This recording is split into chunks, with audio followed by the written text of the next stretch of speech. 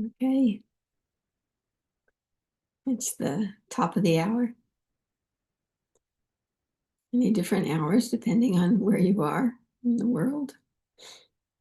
Wherever it is, I hope you're having a good day. And welcome. Welcome to our weekday morning sit on Dharmette. And today is the third day of this week's investigation of what the Buddha called the world. The 6 internal sense spaces and their objects, the avenues through which we come to perceive and conceive the world. That's language from Ananda, a monk, one of the Buddha's disciples, his cousin and attendant. So we perceive, that is, we take in through our senses, and we conceive. We develop ideas and concepts about what is perceived. And our experience of our world comes into being through the interaction of these. So I talked about the sense of sight on Monday, and then yesterday about hearing. And today I'm going to talk about 2 senses that are very closely related: taste and smell. And we know now, because of science, that the sense of taste is really dependent upon the sense of smell, that it's difficult to detect flavor if our sense of smell is not operating. I don't know if that was common knowledge in the Buddha's time. Those 2 senses are always spoken of separately, as far as I know, in the suttas, in the texts.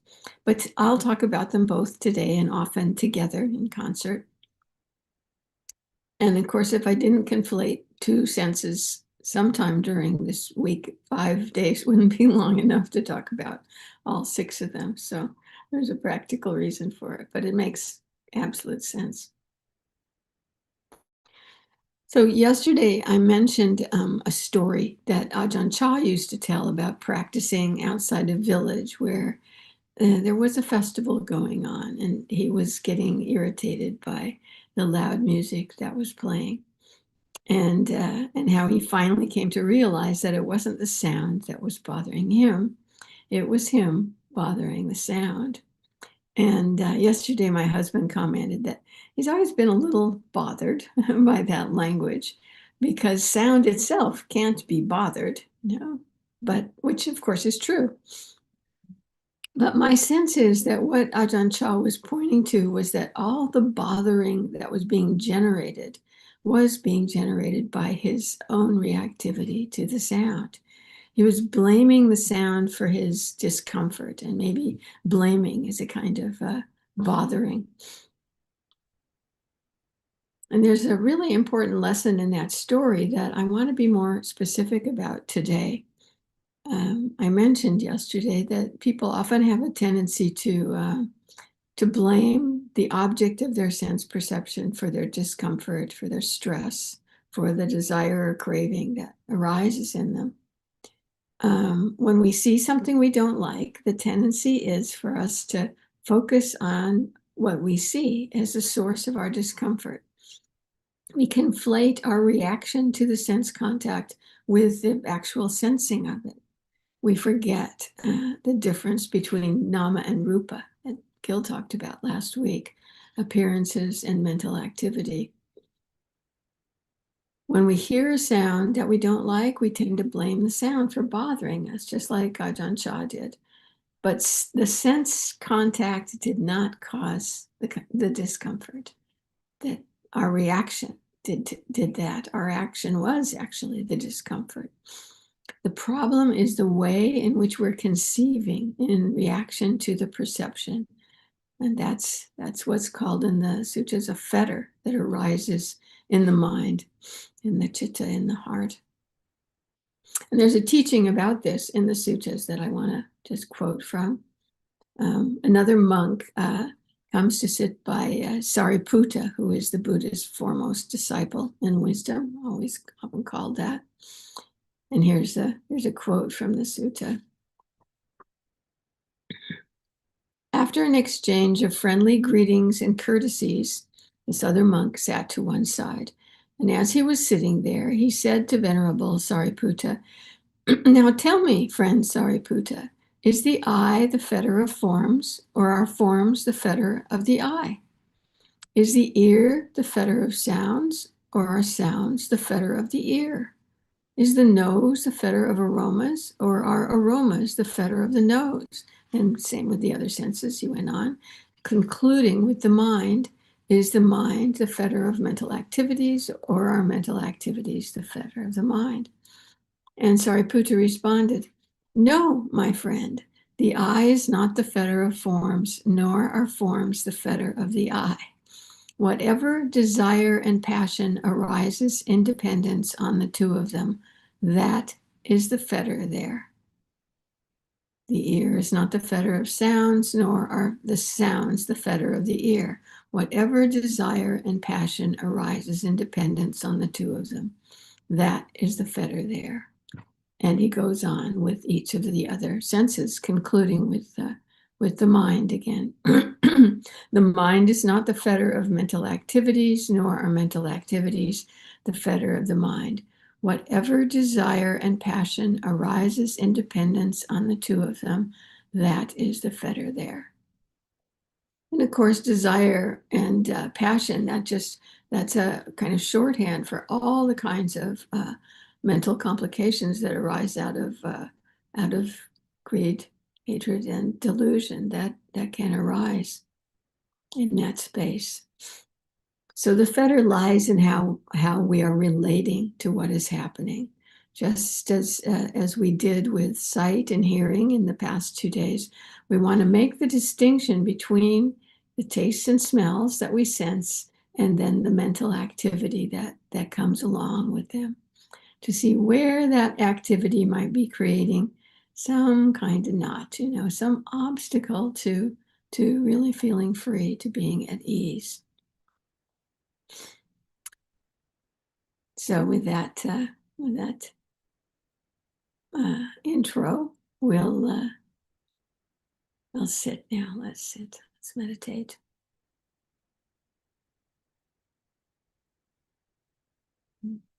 So finding your good meditation posture, a way of sitting or lying down or standing, whatever posture you happen to be in, whatever posture works for you, that allows you to feel awake and aware, alert to what's going on in your experience, and also relaxed.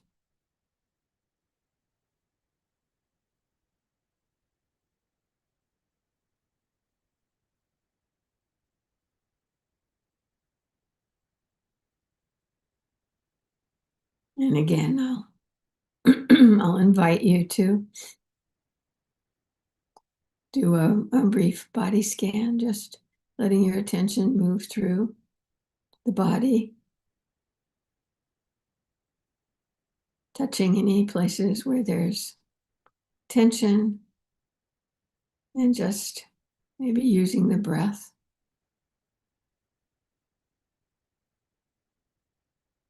as a kind of massager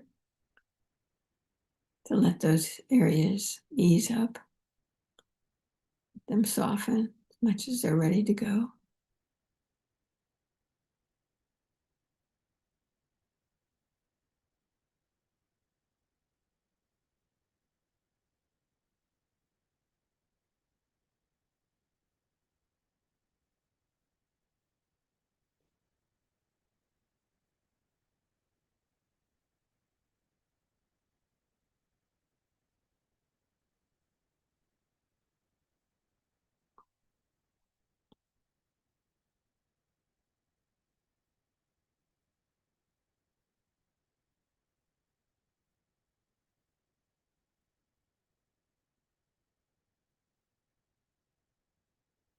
Let the chest and belly be open and soft so that the breath can move in and out really freely.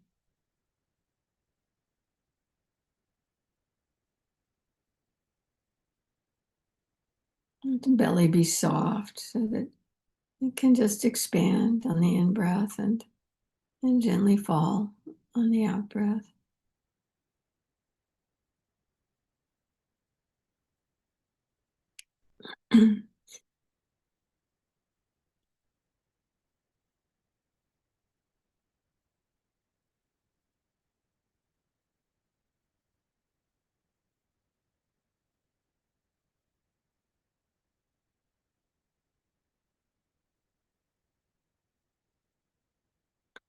If you'd like to spend a little bit of time with sound, that can be a nice way of settling, just attending to the sounds in the room where you are, the sound of my voice, in a very receptive, easeful way, just receiving the sound, not reaching out for it, as we explored yesterday.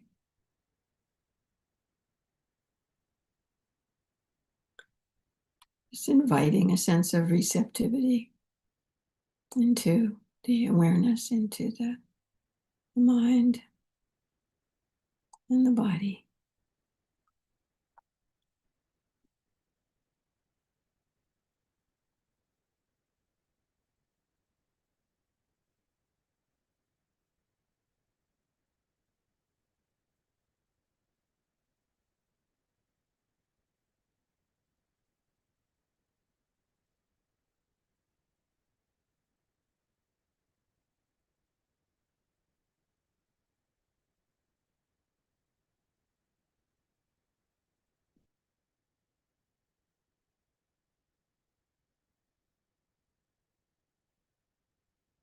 And moving the attention to the breath, tending to the rhythm of the breath, maybe in and out, like gentle waves, just climbing up a beach and slowly receding over and over again, a little bit different each time. Never the same.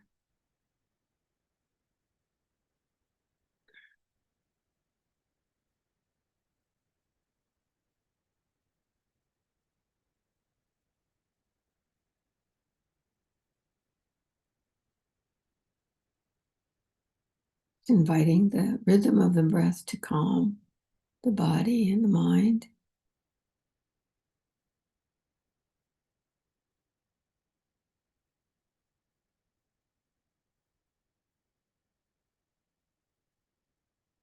In and out, rising and falling.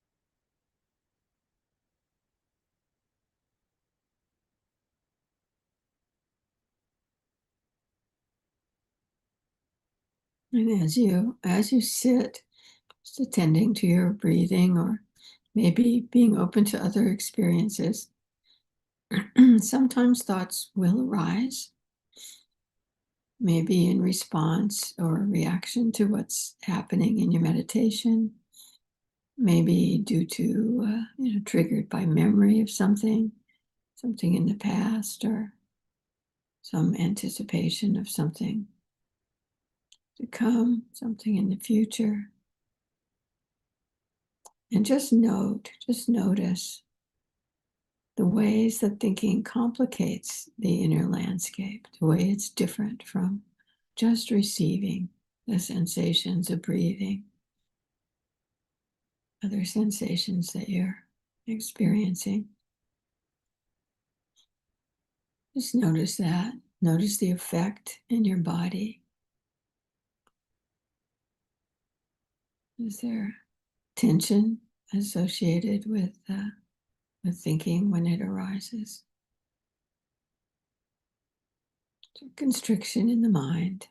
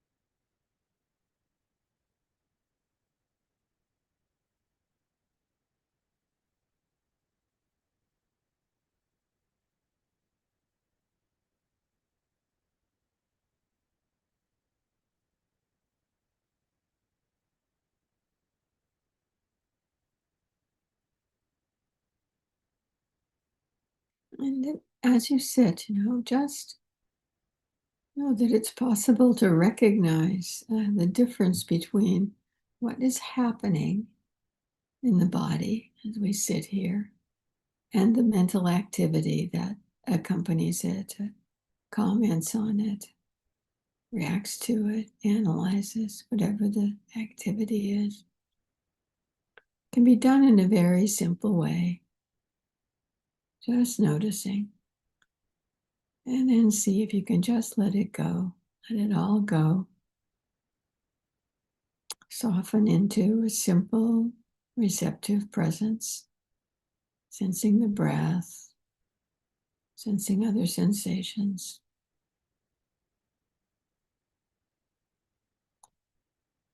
Maybe sensing the mental activity in the same receptive way, not getting involved in it, not taking part in it.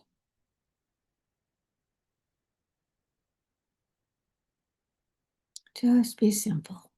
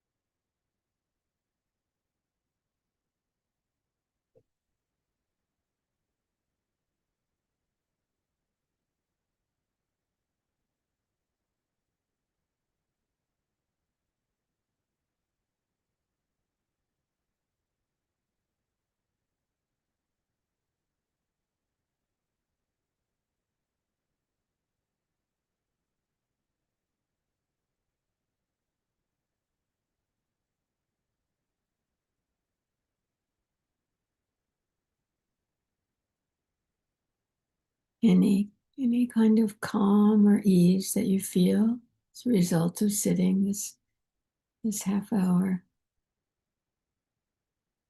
Any sense of rightness, appreciation. And you turn that outward and offer it to those around you, those farther out, to the world, to all beings, with a wish that all beings may be safe, that all beings may be happy, that they have the strength to meet what comes in their lives, and that all beings everywhere may be free.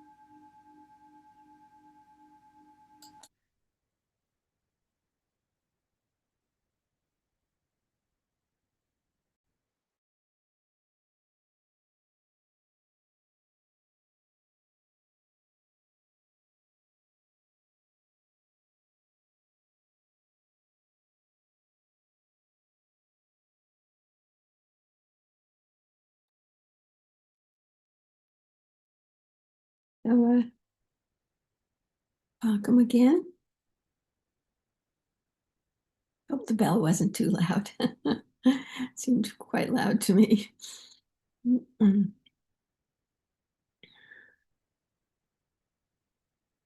So there was a reaction to that, the sound in my mind. The sense, oh, I did something wrong, made it too loud. So in that teaching that Sariputta offered the other monk that I was talking about before the sit, he continued he continued with a simile to explain what he meant by a fetter arising in independence on the two, the sense space and its object.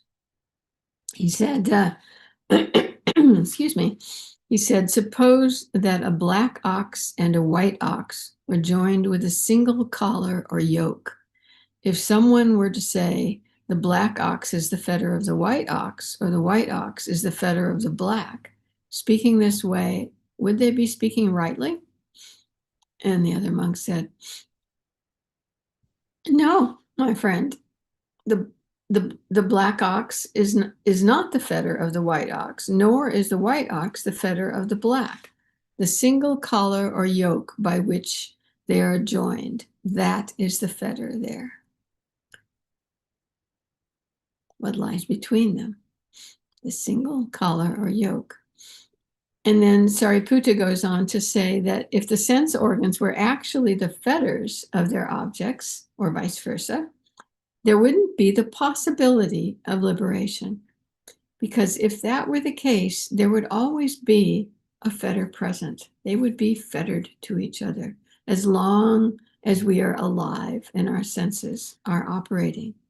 There would be no escape. It would be like being tied to a perch like the falconer's hawk, not allowed to fly free.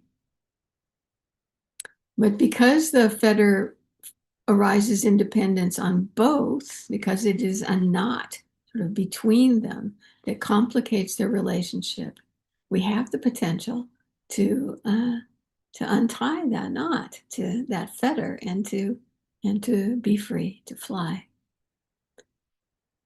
And at the end of this sutta, Sariputta describes how the sense bases and their objects are all still operating in the Buddha, but he isn't fettered by any of them. No reactivity arises in him in relation to the sense spheres.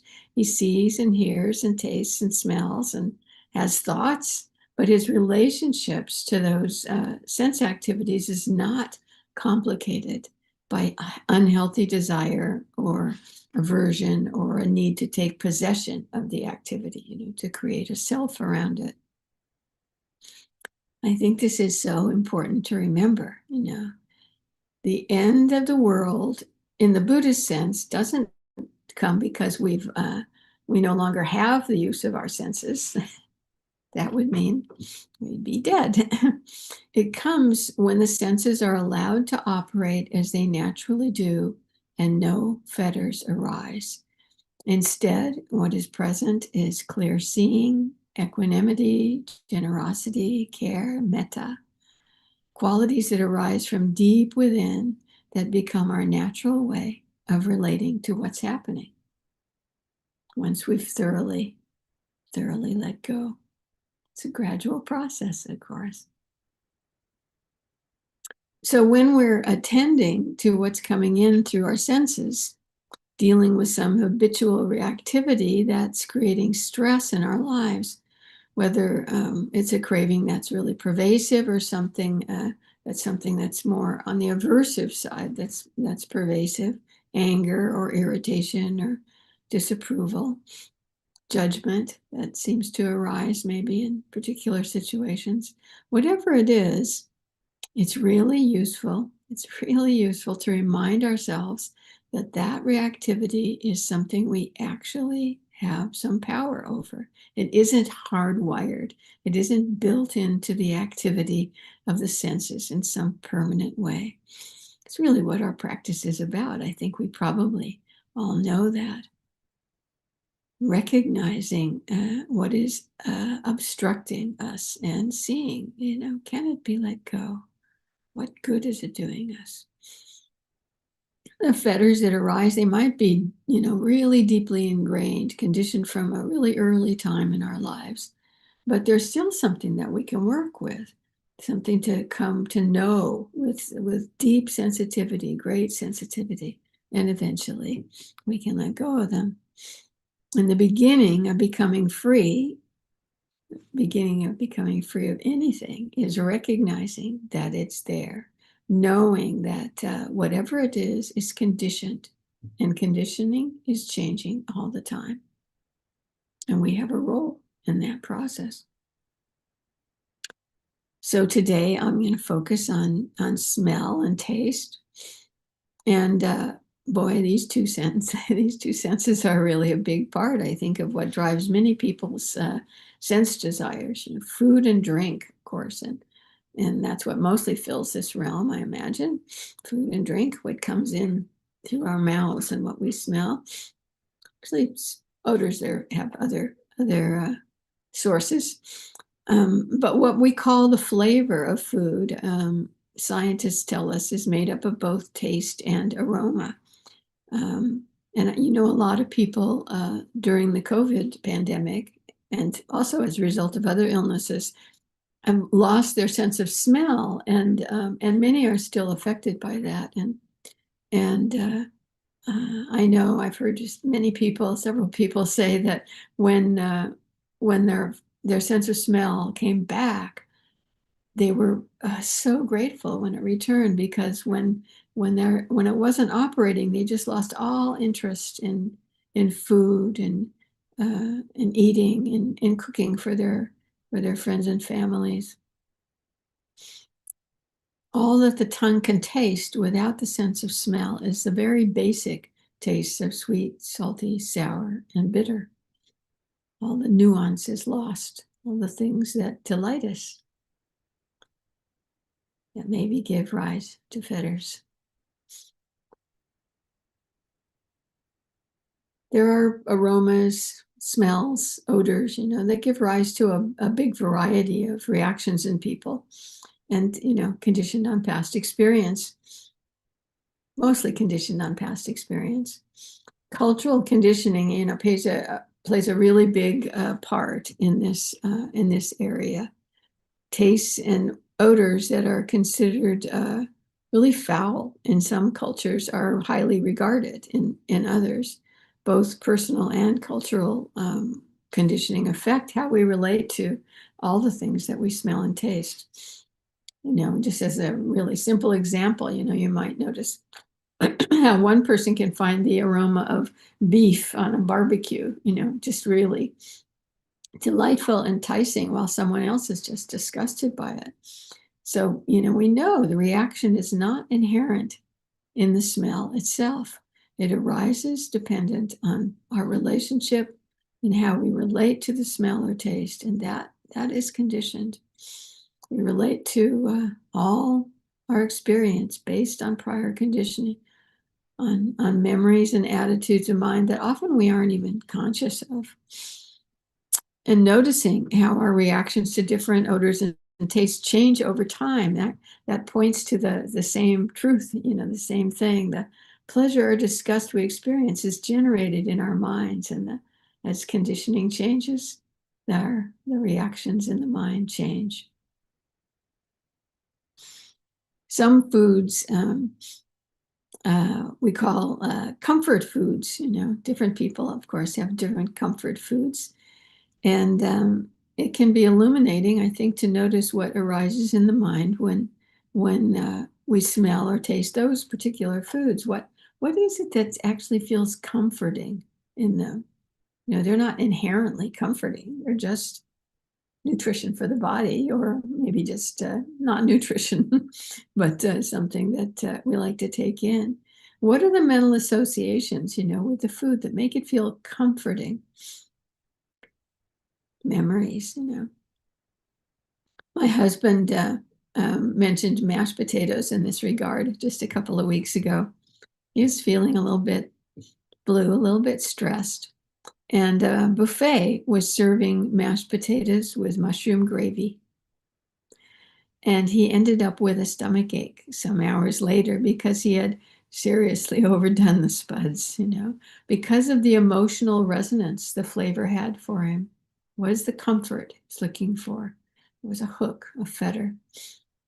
And there are a lot of people who use food for comfort occasionally. Probably most people, I would imagine, use it occasionally for comfort. And there are some who do it habitually, who really are kind of addicted to using it in that way, and they often suffer for it in many, many ways. So slowing down, noticing the effect of each bite in the mouth, in the mind, looking to the mind and heart to see, is there some kind of craving here that has nothing to do with nourishing my body? The craving is in the mind, and the taste doesn't cause it. It used to be an exercise that was part of every intro to meditation class series. And I think it was also used in MBSR. Students would be instructed to mindfully eat a raisin or a dried cranberry, just one, to smell it first, just take in the aroma, although raisins don't smell very much, I don't think. To feel the texture of it in the mouth, to chew it very slowly, kind of letting the tongue really get involved in the taste, and then finally to swallow it, sensing it going down the throat. And people would often comment that after chewing for a little while, the taste became neutral or even unpleasant. It's an interesting kind of exercise, I think. Usually we don't eat slowly enough to allow ourselves to, continually kind of track the sensations that are going on in the taste buds and the aroma receptors, which we have aroma receptors in our mouths. We don't think of odors as arising in our mouth, but apparently they do. I think usually when there's some kind of craving operating in the taste, smell arena, we tend to eat in a way that prolongs the flavor that we desire. either trying to get that next hit of pleasant flavor in quickly, or maybe letting something like chocolate melt slowly in the mouth, savoring each moment. And then maybe often wanting another bite as soon as that one is swallowed. I think I might be giving myself away a little bit here with my references to chocolate. And of course, we see in alcohol addiction how strongly debilitating the craving that arises between the senses of taste and aroma and the liquid tasted can be.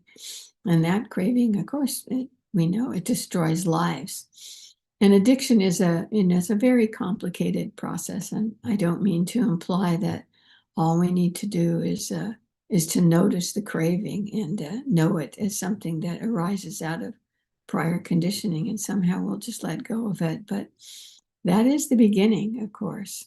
And the same with dependence on food. We talk about stress eating or anxiety eating. We need to recognize the triggers there, recognize the conditioning that pushes us toward looking for comfort in the foods we love or the drinks we think we need. Investigating our experience to our relationship to the experience of eating and drinking, of tasting and sensing odors. What is the hook? What is the hook? We assign meaning to smells, often, especially smells associated with the body. The human body produces odors, and most of them give rise to aversion in most people. There's even shame associated with many of the odors that the body produces, but they're just odors in themselves, perfectly natural. We assign meaning to them that they don't have, usually some kind of negative judgment or shame if it's our body producing the odor. Dependent on the sense of smell and the odor smell, some kind of reactive mental process arises that obstructs our ease and freedom, that gives rise to dukkha, to pain.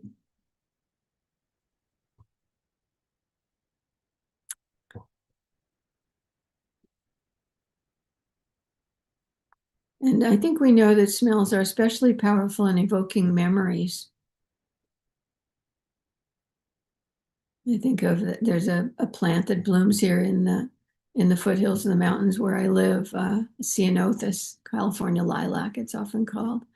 And every time I smell it in the winter after the rains have come and it started to bloom, it brings up memories of hikes from when I was a teenager and days in the garden long ago when I'd catch the scent.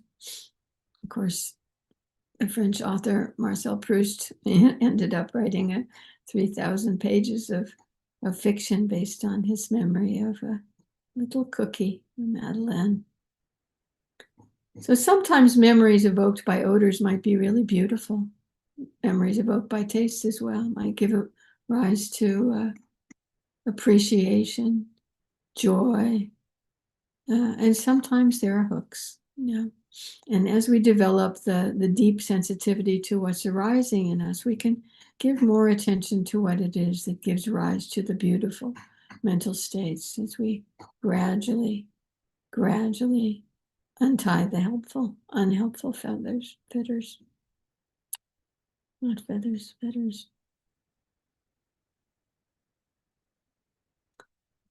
So remember that in every moment, there are only two things happening. There's what is happening and our relationship to what is happening. And the fetter, the knot, that really, it comes to characterize our relationship to what's happening in a way that obstructs us. And sometimes it's really subtle and sometimes it's very obvious. But it's something to tune into.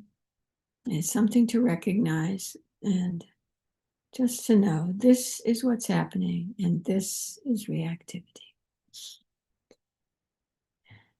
Thank you. Thank you for your attention, and I'll see you tomorrow, and we'll talk about bodily sensations tomorrow. So I hope you have a day filled with appreciation and gratitude for what is good that comes through the sense basis.